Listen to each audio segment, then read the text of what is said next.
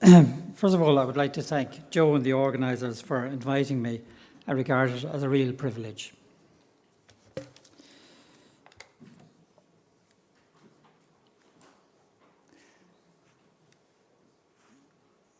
Tax incentives to attract foreign direct investment to Ireland have been the main tool of industrial policy in Ireland for over 50 years, a cornerstone of industrial policy. The Minister for Finance stated in Budget 2018 the 12.5% rate is and will remain a core of our offering. However, while the tax rate is important, what is of far greater importance is the tax regime. For example, stateless income in relation to Apple, tax strategies referred to as the double Irish by Google, Facebook, etc. Extremely generous allowances on the depreciation of aircraft, coupled with tax-favoured financing, means that 50% of the world's commercial aircraft are leased from Ireland. 50%. 674 billion in assets are held by Section 110 firms in 2018 in the IFSC.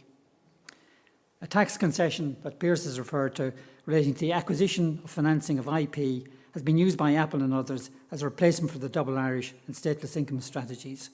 The total value of this tax concession amounted to 35.7 billion in 2016.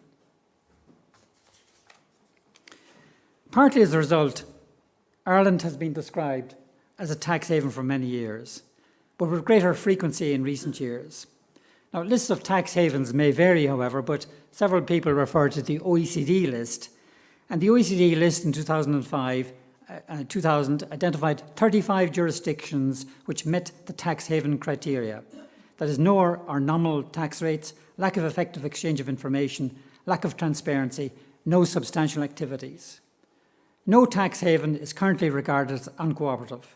In June 2017, the OECD concluded that Trinidad and Tobago is the only country that does not meet the transparency standard.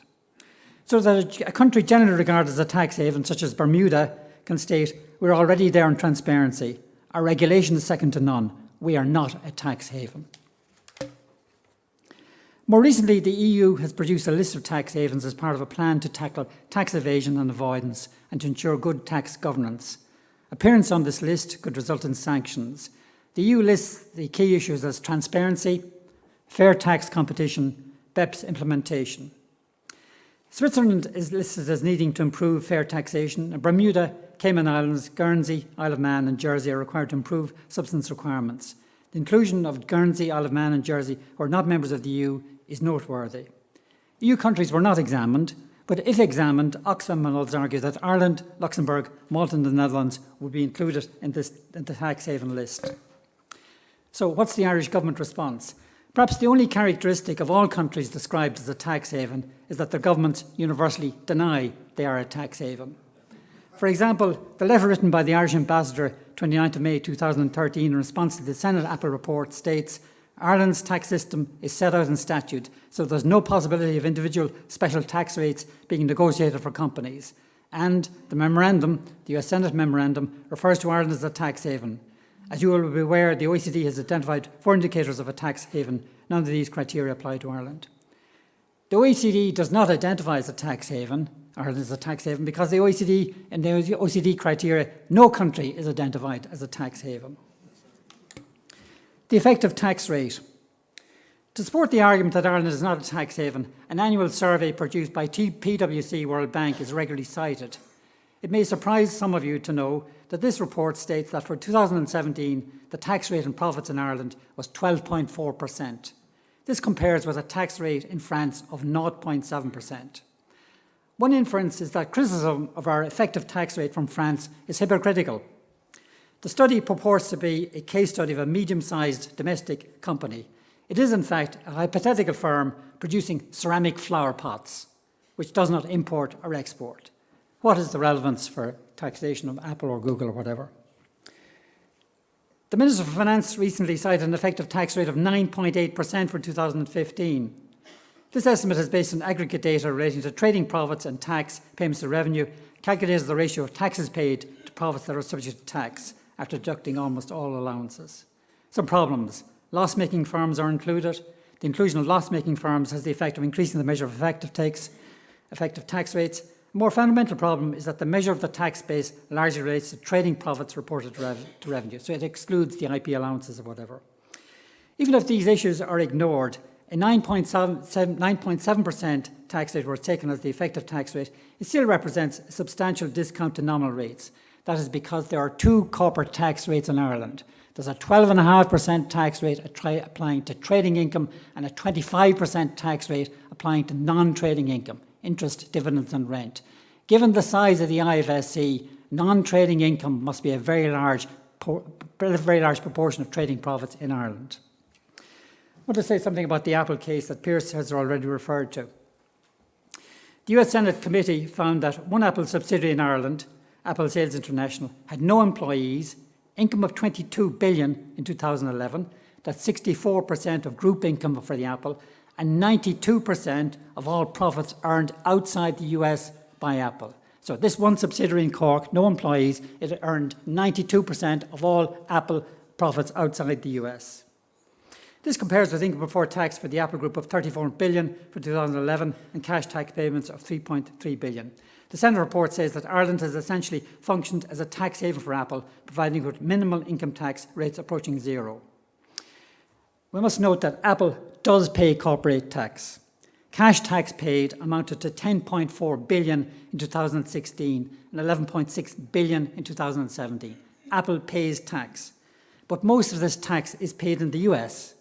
Relatively little tax is paid outside the US, even though most profits are earned outside the US. So just the graph will show this. So the top graph shows the tax rate that Tim Cook cites, 26.5%.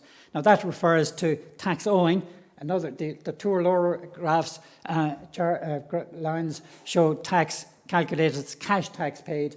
And the final two graphs show an estimate of tax paid on profits earned outside the US. Now, this is slightly exaggerated because it's the tax charge was in cash tax payments. So you can see there's a slight uptick in recent years in the Apple tax payment. Table 1 shows profits and tax paid for US subsidiaries in a number of countries. The table shows that for 2015, the EU accounts for 55% of the non-US worldwide profits of US firms, but that most of these profits, 68%, are declared in just 3 countries, the Netherlands, Luxembourg and Ireland. This is not going to change. The EU is very profitable for US firms, and that's going to not change irrespective of what the EU administration actually does. High profits declared in Ireland, Luxembourg and the Netherlands also mean that corporate tax as a percentage of total tax is also high. Corporate tax as a percentage of total tax amounted to 11.9, 11.3 and 7.2% for Luxembourg, Ireland and the Netherlands, compared with 4.6 and 4.7% for Germany and France. It is thus not surprising that Luxembourg, Ireland and the Netherlands, together with other countries such as Cyprus and Malta, oppose EU initiatives such as apportioning profit using a formula via a common consolidated corporate tax base and the digital tax. Losses, as Pearse has already referred to, are very large. Some estimates of 100 to 140 billion, even higher for some other estimates. The changing nature of FDI. I want to say something about the changing nature of foreign direct investment in Ireland. The stock of FDI, foreign direct investment in Ireland, has shown large increases in recent years.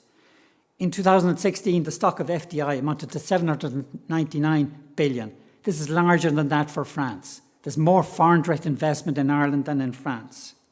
There was a particularly large increase between 2014 and 2015 from 342 billion to 805 billion, coinciding with significant tax changes, the write-off of IP, profits against tax, etc. For the year 2015, Ireland accounted for just 41% of total FDI inflows into the EU. 41% of all inflows into the EU came through Ireland, and most of this relates to IP. The size and nature of IP, of foreign direct investment in Ireland, poses particular difficulties for tax authorities in other countries.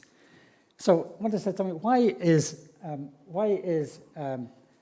the digital economy so difficult to tax?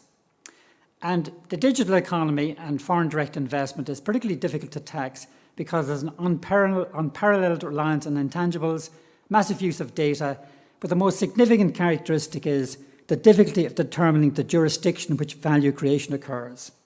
This raises fundamental questions as to how enterprises in the digital economy add value and make their profits.